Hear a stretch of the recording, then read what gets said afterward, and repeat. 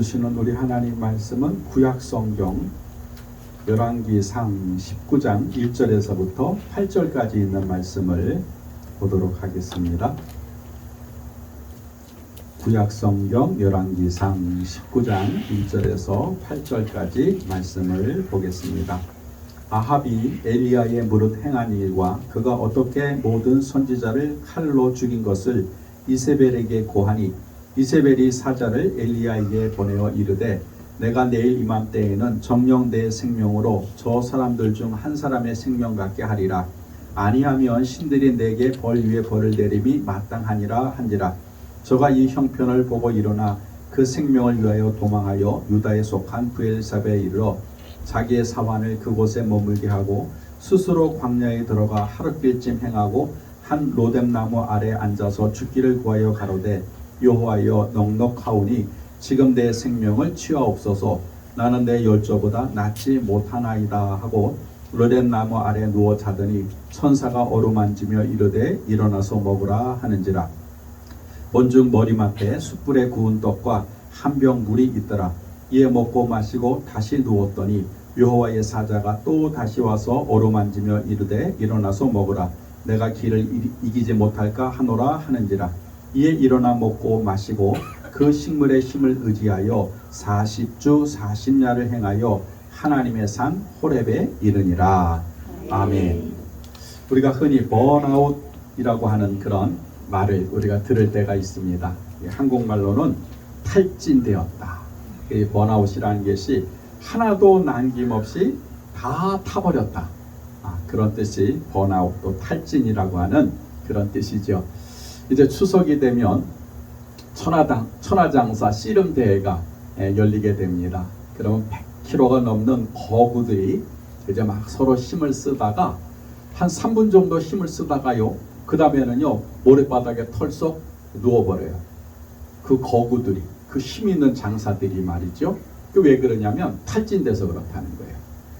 그 거구들이 3분 동안 상대방을 넘어뜨리기 위해서 온 젖먹던 힘까지 다 쏟아붓고 나서는요, 이제 힘이 하나도 남지 않으니까 모래바닥에 이렇게 누워 버린다라고 하는 것이죠.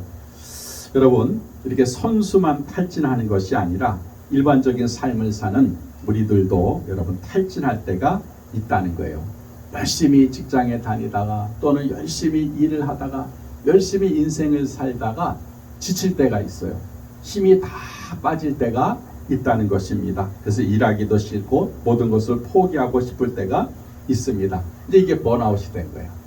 탈진이 된 것입니다. 그래서 이 큰 일, 특별히 큰 일을 치르고 난 다음에 이 긴장감이 풀려서 그 다음에는 이렇게 풀썩 주저앉는 경우가 많이 있죠. 왜냐하면 갑자기 큰 일을 당했기 때문에 그 일을 처리하기 위해서, 감당하기 위해서 있는 힘을 다 쏟다가 이제 일이 잘 마무리가 되면 그러면 이제는 온몸에 힘이 빠져가지고 아무것도 하지 못하는 그런 상태에 빠지게 됩니다. 이렇게 힘을 다 쓰고 난 후에는 조심을 해야 돼요. 근데 사람들이 이 원리를 모르니까 계속해서 힘이 있는 줄 알아요. 계속해서 힘이 남아있는 줄 알고 더 하다가 마지막에는 잘못된 그런 상태에 이르게 되는 것을 보게 됩니다. 이렇게 탈진할 때, 번아웃 될 때, 이때 특별히 작은 것에서도 우리가 큰 상처를 입을 수 있기 때문에 특별히 조심할 필요가 있습니다. 그래서 힘이 빠지고 탈진하고 번아웃이 될 때 잘 통과해야 돼요. 그래야 다시 일어날 수 있다라고 하는 것입니다. 그렇지 못하면 계속 주저앉게 되고 계속해서 그 상태에서 벗어나지 못하게 됩니다. 오늘 우리가 읽었던 본문 열왕기상 18장, 19장 전에는 이 18장이 기록이 되는데 이거 우리가 너무나도 잘 알죠. 갈멜산 전투가 기록되어 있는 그런 장이 열왕기상 18장이죠.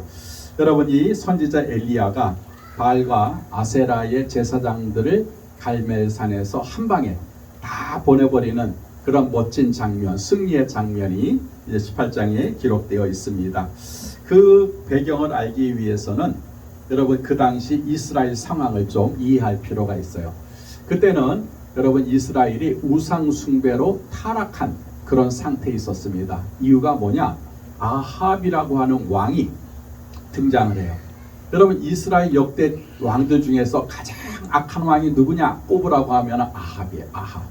이 아합이 왜 악한 왕이 되었느냐 하면은 그 부인 이세벨이라고 하는 여인과 결혼을 하면서 악한 왕이 돼요. 여러분 이세벨은요 그 시돈이라고 하는 땅에 그런 제사장의 딸이에요. 그래서 그 아버지의 이름이 누구냐면 엣바알이라고 해서 그 뜻이 이 사람은 바알이 점찍어 놓은 사람이다. 이 사람은 바알을 위한 사람이다. 이런 뜻을 가지고 있어요. 그러니까 지독한 우상 숭배자지요. 그리고 바알을 섬기는 제사장. 그 딸이 이제 시집을 오는데 몸만 온 게 아니라 자기가 섬기던 바알과 아세라의 그런 신들, 우상을 가지고 옵니다. 그리고 남편에게도 그리고 백성들에게도 바알을 섬기라고 강권을 하게 됩니다. 그래서 이제 아합과 온 이스라엘 백성들이 하나님을 버리고 누구를 섬기게 되었느냐? 바로 바알을 섬기는 그런 우상 숭배에 빠지게 된 것입니다. 그래서 하나님이 이 일을 가지고 경고를 하세요. 너희가 나를 버리고 그 다음에 바알을 섬기게 되면 내가 진노할 것이다. 이 땅에 비를 내리지 않을 것이다. 하나님이 그렇게 경고함에도 불구하고 이스라엘 백성들이 듣질 않습니다. 우상 숭배에 빠져서 여러분 성경에 잘 아는 대로 3년 6개월 동안 그 땅에 비가 내리지 않았다는 거예요. 이제 가뭄이 들고 먹을 것이 없는 그런 위기에 그런 처하게 되었습니다. 이럴 때 이제 하나님의 선지자 엘리야가 아합 왕을 찾아오는 거예요. 나라와 백성을 위해서. 그리고 하는 말이 우상 숭배를 버려라. 듣지를 않아요. 바알을 떠나고 아세라를 떠나고 하나님께로 다시 돌아오라. 그렇게 강권적으로 말을 해도 여러분 듣지도 않습니다. 어느 한 사람 관심도 없어요. 마치 오늘을 사는 우리와 똑같은 그런 형태의 모습입니다. 여러분 우리가 100년이라고 하는 짧은 기간 안에 복음을 받아들여서 기독교 국가가 되었어요. 한때 여러분 예수 믿는 사람이 1000만 명이 넘는다. 1200만 명이다. 우리가 5천만 명이 되기도 전에 여러분 1200만 명이라고 하면은 4분의 1 정도가 예수 믿는 그런 나라가 되었습니다. 근데 여러분 지금은 어떻습니까? 여러분 교회가 물질 만능주의에 빠져버렸어요. 이제 젊은이들이 떠나고 노인밖에 남지 않는 그런 교회가 되었습니다. 여러분 현대인들도 보게 되면 집을 사거나 그 다음에 뭐 영화를 제작하는 사람들이 호사를 지내요. 돼지 머리를 갖다 놓고 말이지요. 그리고 거기다가 여러분 절을 하게 돼요. 젊은 사람들은 점을 치고 또 명절 되면 집집마다 제사를 드립니다. 여러분 지금 길거리에서 복음을 전하면 사람들이 이상한 눈으로 쳐다봐요. 이제는 하나님이 없는 국가가 됐어요.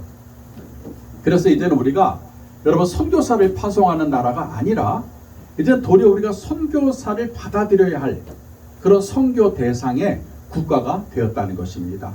이렇게 대한민국이 여러분 기독교의 열악한 우상 숭배에 찌들은 그런 나라가 되었음에도 불구하고 어느 한 사람 이 일에 대해서 관심을 가진 사람이 없어요.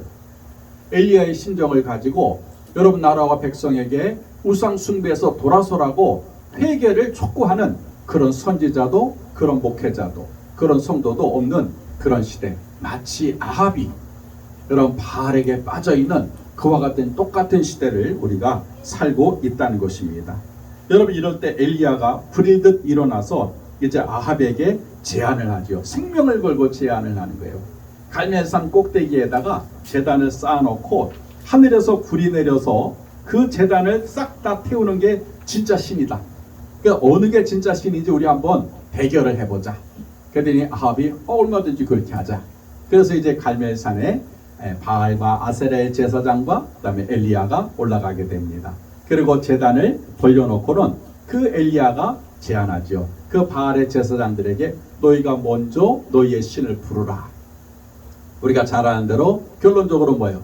하늘에서 불이 내린 것은 엘리야의 기도예요. 하나님께서 그 엘리야의 기도에 응답하셔서 하늘에서 불을 내려가지고 제단을 싹 다 태워요. 그때 백성들이 깨닫는 거예요. 야, 진짜 하나님은 바알이 아니구나. 하나님이 우리의 하나님이구나. 그거를 이제 알게 됩니다. 그리고 아합도 하나님을 인정해요. 하나님은 살아계신 우리의 신이다. 이렇게 인정을 하게 됩니다.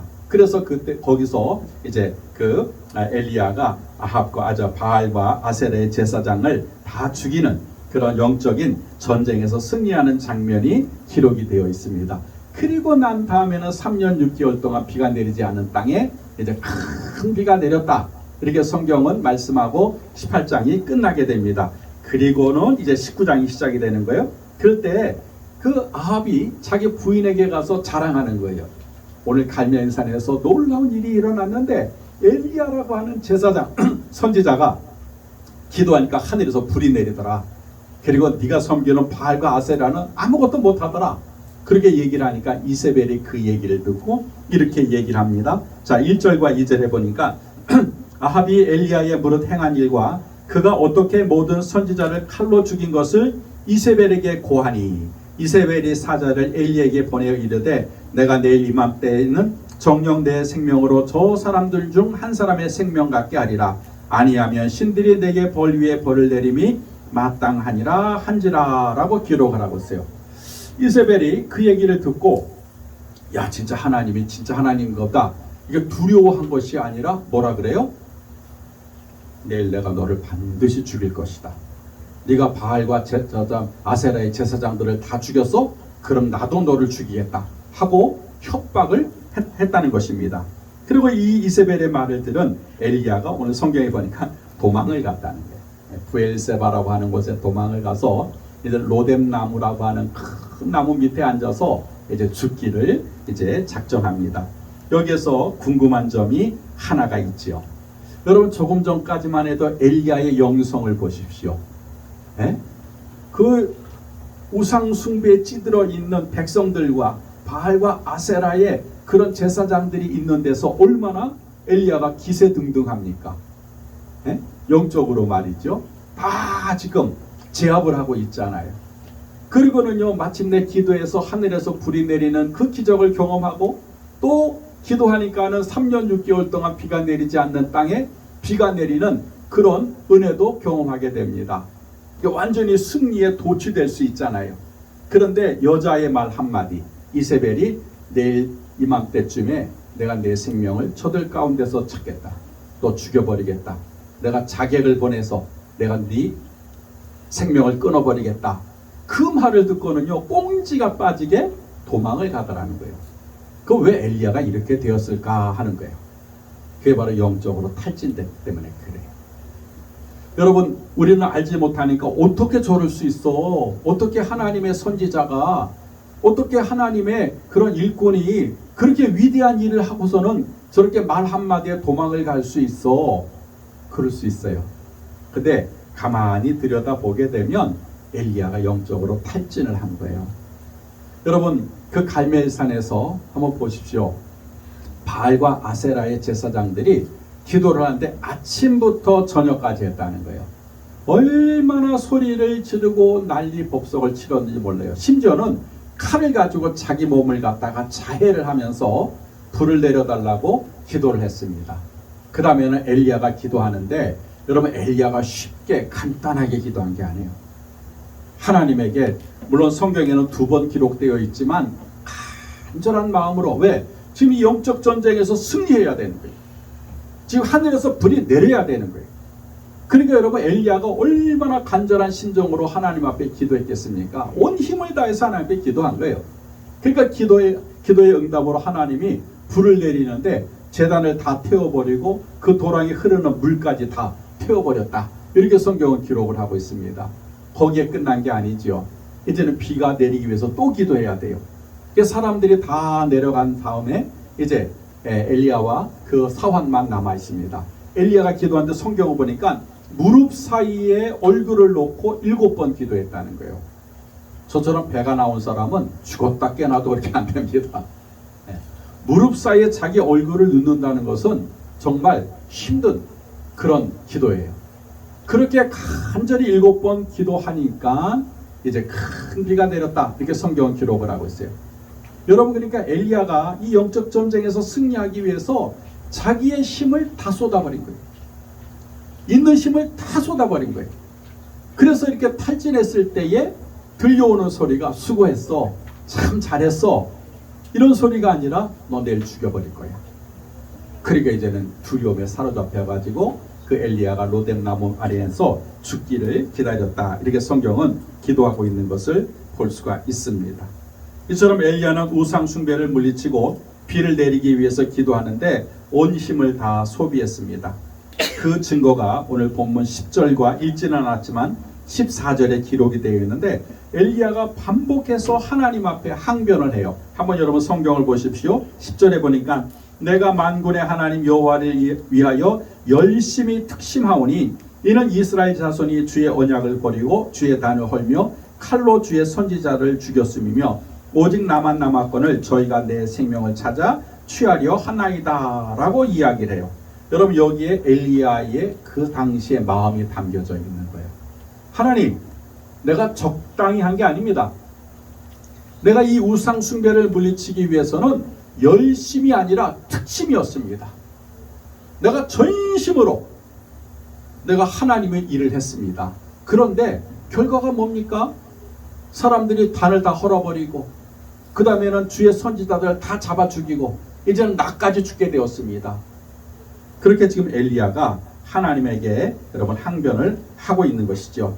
너무 억울하고 속이 상해서 이제는 뭐예요? 이제 죽어야 되겠다는 거예요. 내 생명을 취하기 넉넉하니 지금 내 생명을 취해달라고 여러분 이렇게 엘리야가 하나님 앞에 이야기를 하고 있습니다. 이 모습에서 우리는 엘리야가 얼마나 탈진했는지를 볼 수가 있다는 것입니다. 이렇게 위대한 선지자인 엘리야도 여러분 영적으로 탈진할 때가 있다는 거예요. 그러면 우리도 똑같이 인생을 살면서 탈진할 때가 있다는 거예요.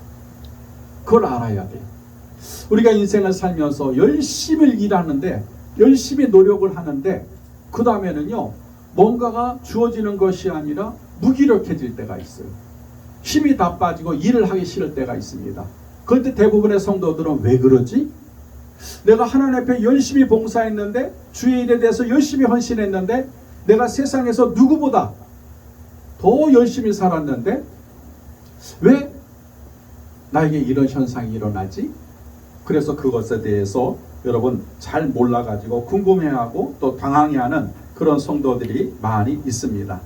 여러분 이것이 지금 우리가 영적으로나 육신적으로나 번아웃이 된 거예요. 탈진이 된 거예요. 여러분 이렇게 모든 것이 다 포기하고 싶고 다 귀찮을 때 그때가 가장 위기의 때라고 하는 거예요.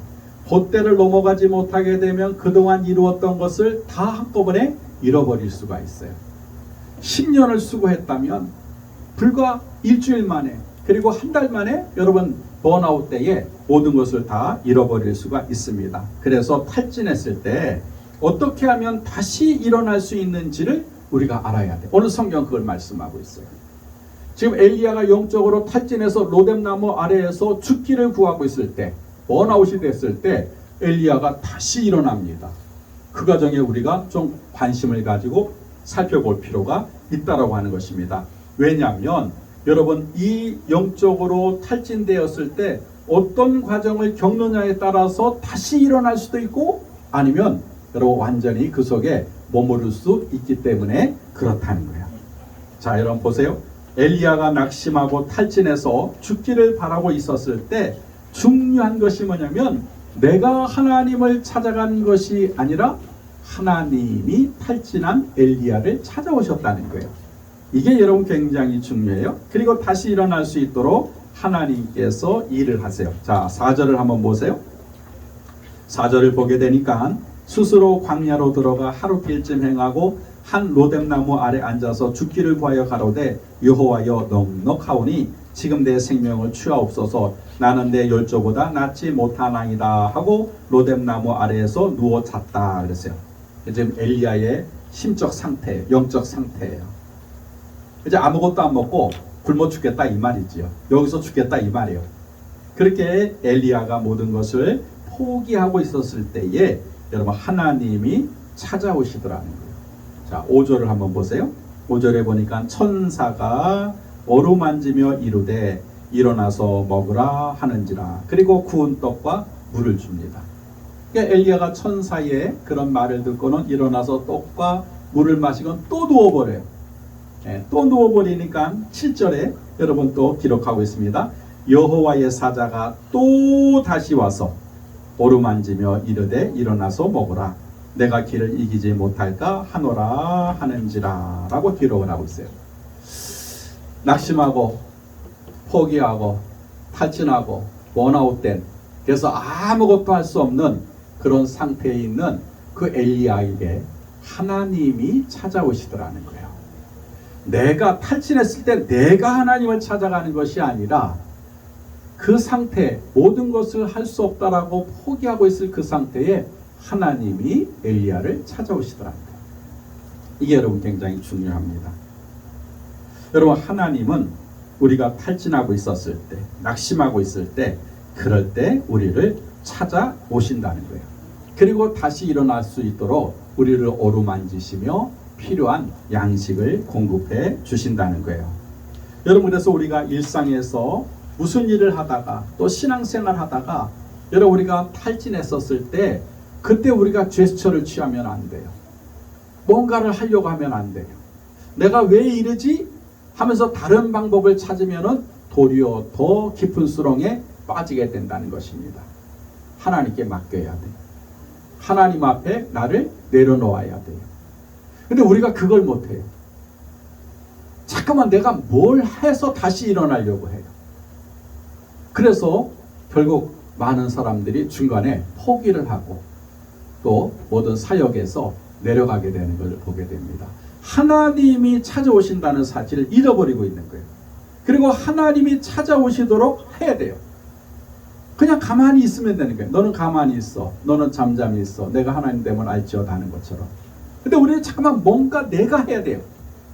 내가 뭔가 몸부림을 쳐야 되고 내가 뭔가 막 붙잡으려고 하고 그러면 하나님이 도와주시는 걸로 알고 있어요. 근데 오늘 성경을 보십시오. 엘리야는 로뎀 나무 아래에 앉아서 누웠다는 거예요. 그러니까는 하나님이 천사를 보내서 오르만지셨다. 성경을 보게 되니까 터치, 하나님의 손을 댔다 이 말이죠. 하나님의 권능의 손을 대시고 능력의 손을 대셔서 다시 영역을 회복시켜 주시고 다시 성령의 기름을 부어 주셔서 일어날 수 있도록 하나님이 만드시더라는 거예요. 여러분, 이걸 우리가 좀 잘 알아야 돼요. 이걸 알지 못하니까 많은 사역자들이, 많은 성도들이 여러분 영적으로 탈진한 상태에서 몸부림을 치다가 더 안 좋은 모습으로 그렇게 빠져 들어가게 되는 것을 보게 됩니다. 그래서 여러분, 하나님이 나를 찾아오신다. 내가 지치고 내가 탈진할 때 하나님은 우리를 방관하시는 것이 아니라 그런 우리를 친히 찾아와 주시고 어루만져 주시고 다시 일어나라고 하나님이 위로의 말씀을 하신다는 사실입니다. 그래서 하나님은 우리를 찾아오시는 분이에요. 우리가 하나님을 찾아가는 게 아니에요. 여러분, 하나님이 우리를 부르실 때 우리가 하나님을 찾아가서 하나님을 만난 게 아니잖아요. 여러분, 불교는요, 여러분 구도입니다. 구도. 사람이 도를 향하여 나가다가 부처를 만나는 거예요. 그리고 부처가 되는 겁니다. 모든 종교, 세상의 종교는 그래요. 찾아가는 거예요. 찾아가는 거예요. 근데 유독 기독교는 찾아가는 종교가 아니라 찾아오는 종교입니다. 하나님이 그 아들 예수 그리스도를 이 땅에 보내시는 거예요.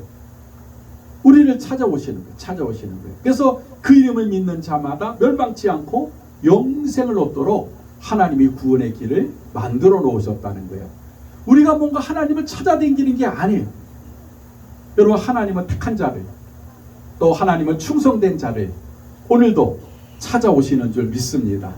여러분이 지치고 낙심하고 포기하고 영적으로 번아웃 됐을 때 하나님은 가만히 내버려 두지 않으세요. 찾아오세요. 엘리야를 찾아오시듯이 오늘도 하나님은 나를 찾아오고 계시는 줄 믿습니다. 이렇게 하나님 찾아오셔서 다시 일어날 수 있도록 말씀하세요. 자, 누워서 죽기를 바라고 있는 엘리야를 향해서 일어나서 먹으라. 내가 길을 이기지 못할까 하노라 하고 위로해 주십니다. 그래서 엘리야가 힘을 얻어서 다시 일어나는데 8절 마지막 절을 보세요. 8절 이에 일어나 먹고 마시고 그 식물의 힘을 의지하여 40주 40년을 행하여 하나님의 산 호렙에 이르니라 라고 성경은 기록을 하고 있습니다. 하나님이 찾아오실 뿐만 아니라 이제 우리가 다시 일어날 수 있는 힘을 주세요. 떡과 물을 주셨다고 했지만 이미 어루만지셨다. 하나님이 터치하심으로 말미암아 다시 새로운 힘을 공급해 주신 것이죠. 그러니까 이제 엘리야가 힘을 얻어서 40주 40야, 그러니까 40일 동안을 꼬박 걸어가 가지고 하나님의 산 호렙에 이르게 되었다라고 성경은 말씀을 하고 있습니다. 여러분, 그래서 우리가 여러분 이렇게 영적으로 탈진했다가 다시 일어나기 위해서는 하나님의 말씀이 반드시 필요하다는 거예요. 물론 여행을 가고 쉼을 쉬고 또 맛있는 음식을 먹고 사람들을 만나서 즐거운 시간을 보내도 영적으로 회복이 돼요. 근데 그거는 잠깐이에요. 그때뿐이에요. 그리고 또 며칠 지나면 또 회복이 안 되는 거예요. 그런데 하나님이 말씀하시면 일어나라, 먹어라, 가라. 그러니까 하나님이 말씀하시면 놀라운 힘이 우리에게 주어진다는 거예요. 그래서 우리를 영적에서 회복시키는 것은 세상의 방법이 아니라 하나님의 말씀이다. 이것이 오늘 성경에서 우리에게 주시는 그런 말씀이라는 것입니다. 그래서 진정한 회복은 하나님의 말씀을 들을 때 여러분 우리가 회복이 된다라고 하는 것입니다. 우리 몸이 지치고 영적으로 탈진할 때 하나님 말씀이 우리를 다시 그 자리에서 일어나게 한다는 것입니다. 그래서 여러분 우리가 영적으로 지쳐 있을 때에 말씀을 들으려고 해요. 다른 걸 하려고 하지 말고 하나님 말씀을 들으려고 할 때 여러분 그 상태에서 회복이 됩니다. 저 천안에 내려가게 되면 호소대학이라고 하는 그런 미션스쿨, 기독교 학교가 있는데 거기에 총장님 이름이 누구냐면은 강석규 박사예요. 이분은 아주 가난한 그런 농사꾼의 자식으로 태어납니다. 근데 머리도 안 좋고 또 어릴 때부터 병치를 많이 해서 약해요. 그러니까 아버지 농사일도 제대로 도와드리지 못하는 입장이고 반에서도 공부를 잘 하지도 못해요. 그러니까 자기는 나는 정말 이렇게 쓸데없는 사람이구나. 나는 필요 없는 존재구나. 그래서 낙심하고 자기의 인생에 대해서 포기하는 인생을 살다가 아버지가 우연히 전해주는 그런 나폴레옹의 전기를 읽기 시작합니다. 보니까 나폴레옹도 자기랑 비슷해요. 키가 1m 50도 안 되고 매부리 코고 대머리고 그리고 사관학교에서 공부를 했는데 공부도 뛰어나게 잘하지도 못하고 그랬던 사람이 프랑스의 영웅이 되잖아요. 거기에 이제 이 강석규라고 하는 그 어린아이가 거기에 꿈을 가져요. 야, 나폴레옹도 작고 공부도 못했는데 나중에는 국가의 영웅이 됐지. 나도 뭐 그렇게 특별하게 가난하고 머리도 안 좋은데 나도 목표를 세우면 나폴레옹 같이 나도 위대한 사람이 될 수는 있겠구나. 이렇게 생각을 하면서 성경을 읽는데 딱 한 말씀이 자기 눈에 들어오는 거예요. 그게 잠언서 보게 되니까 29장 18절 말씀인데 꿈이 없는 백성은 망하니라라는 그 말씀이에요. 꿈이 없으면 망하는구나. 내가 그러면 하나님 그 은혜 안에서 내가 하나님 안에서 꿈을 가져야 되겠구나. 그 말씀을 딱 붙잡은 거예요. 그러니까 힘이 나는 거예요. 꿈을 가지면 하나님이 망하지 않게 한다고? 꿈만 있으면 하나님 나를 순경시켜 준다고? 그 말씀을 듣고 열심히 공부한 결과 박사학위를 받게 되고 호서대학교의 총장이 되어야 되는 거예요. 그래서 많은 사람들이 이제 그 강석규 박사님에게 와서 어떻게 하면 당신처럼 그렇게 성공하는 인생을 살 수 있습니까? 라고 이게 조언을 구하게 되면 딱 한 말씀 안 돼요. 꿈만 있으면 하나님 앞에서 우리도 성공할 수 있습니다. 근데 꿈이 없으면 망하게 됩니다. 그 말씀을 전했다는 거예요. 여러분, 우리도 실망하고 좌절할 때 그때 하나님 말씀 한마디가 우리에게 힘을 주는 경우가 얼마나 많이 있습니까? 내가 너를 결단코 버리지 아니하리라. 나의 의로운 손들을 붙들어 주리라. 절망 가운데 그 말씀이 나에게 얼마나 힘이 되느냐 이 말이에요. 그때 우리가 회복이 되는 거예요. 그때 지치고 그 다음에 낙심한 우리의 심령이 하나님 말씀 하나를 갖다가 듣게 될 때 그 말씀에 다시 우리를 일어나게 하고 다시 새로운 삶을 살게 만드는 것을 성경은 우리에게 가르쳐주고 있습니다. 그래서 우리가 낙심될 때 다른 것이 아니라 하나님의 말씀, 그 말씀이 우리를 영적 탈진에서 다시 일어날 수 있겠다는 사실을 여러분 꼭 기억하셨으면 좋겠습니다. 그래서 내가 지치고 무기력해지고 모든 것을 다 포기하고 싶을 때 여러분 세상의 것을 붙잡으려고 하지 마시고 하나님 말씀을 보십시오.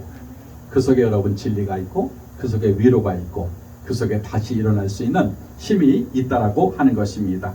이렇게 엘리야 선지자가 하나님 말씀을 듣고 일어나서 호렙산에 오르게 됩니다.